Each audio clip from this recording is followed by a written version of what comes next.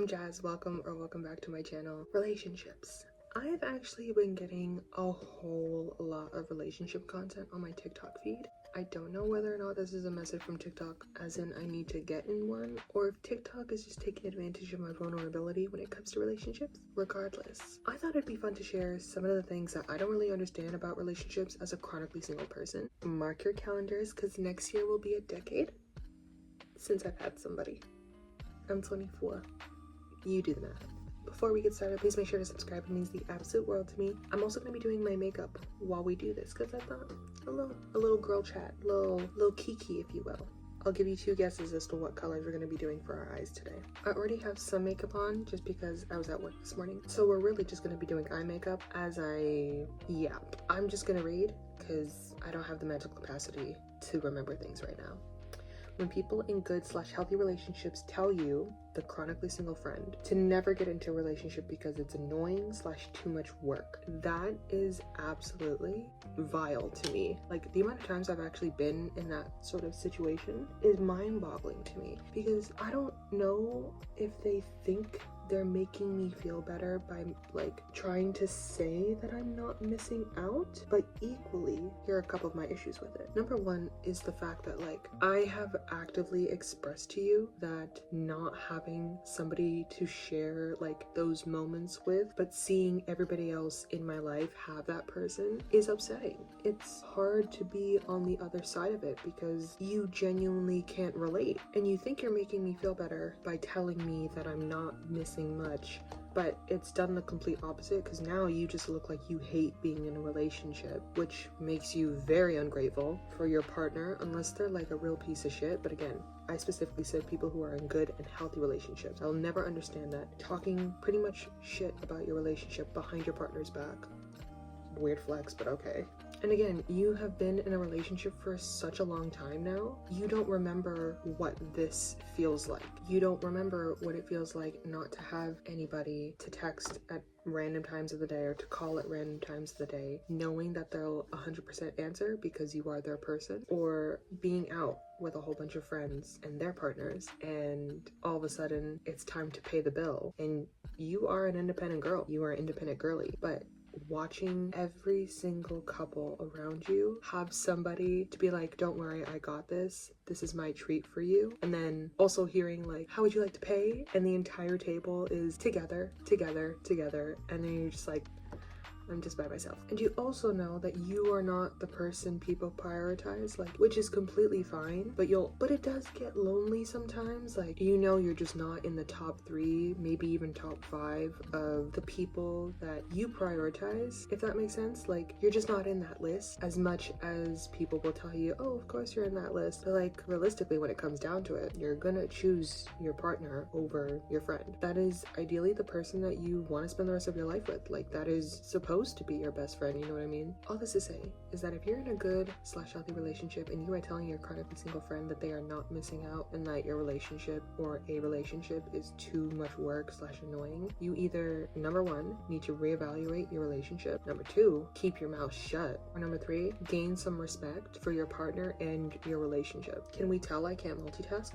Okay, these next couple of ones, don't get mad at me, this is just my opinion. There's absolutely no hate to the people that do this, but I myself, it could never be me in the most respectful way possible. Number 2, meeting a stranger online and deciding to go out to meet them in person after like 3 days of speaking. I hate online dating. I am just one of those people who, well, number 1, I just can't hold a conversation. Well, to be honest, like, I can't direct a conversation that is solely based on romantic interest, if that makes sense. 'Tis not my vibe. Don't like being put in that situation. I can't flirt, and it just brings me nothing but anxiety, because I also just don't do well in crowds, don't do well talking to new people in person, let alone online. Now, adding a meetup after we've only spoken for 3 days, probably not even consistently, Absolutely not. We need to be friends before we can be anything else, anything more. I can't do the whole meet a stranger and decide in the next week that we're suddenly in love. Can't do it. Like, I can find you attractive, but I need to know what kind of person you are when you're not trying to pursue someone, if that makes sense. I need to know the real you. And I feel like a lot of the times, especially with online dating, when you're meeting somebody for the first time, a lot of the times they have this act that like is only put on just because they're either trying to get into your pants or they just want a partner. If I'm going to marry my best friend, I need to be best friends with you. I need to like you before I love you. So again, absolutely no hate, no judgment to the people who are able to do that. I envy you, if anything. I am just such a overthinker, precautious person. I have trouble liking people as it is. Needless to say, when you are trying to be with me explicitly,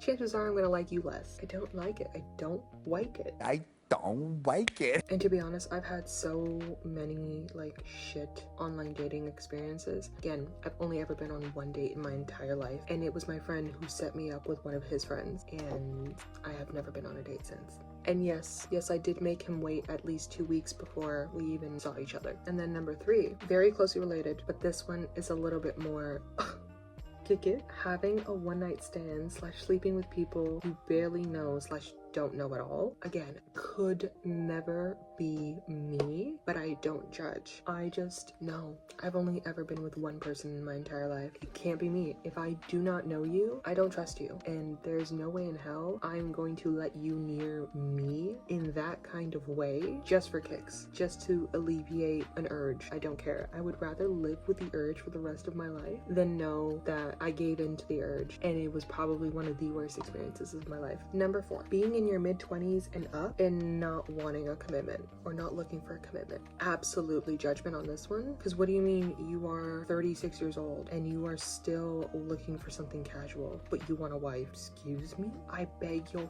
finest pardon? And this one specifically goes out to the people who are actively chasing people who clearly want a future with somebody, and you sit there like a jackass playing with people's emotions, wasting people's time because you already know you don't want anything serious. It's disrespectful. Like, at least do the right thing and actively seek out people who also just don't want commitment, because that is your targeted audience, not the people who have been heartbroken so many times and are literally just waiting for their perfect person, and you manipulate them into thinking that you're that perfect person, only then to break their heart and just be another villain in their story while they're another number to your body count. That's another thing. That's why I also can't do one night stands, and I just don't like the idea of sleeping with somebody who I don't know, because I am not going to be a number to you. Number 5, cheating.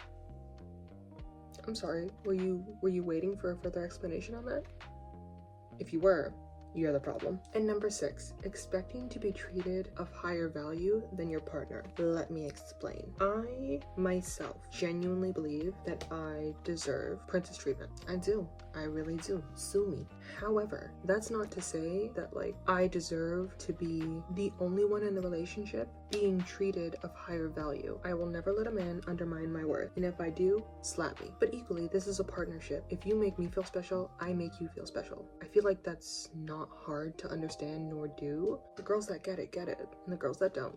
I just feel like you can't say you're not gonna settle for less if you also can't provide what it is that you want from somebody. If you want respect, I sure as well hope that you also know how to reciprocate said respect. If you have boundaries, I sure hope you know how to also respect boundaries. Does that make sense?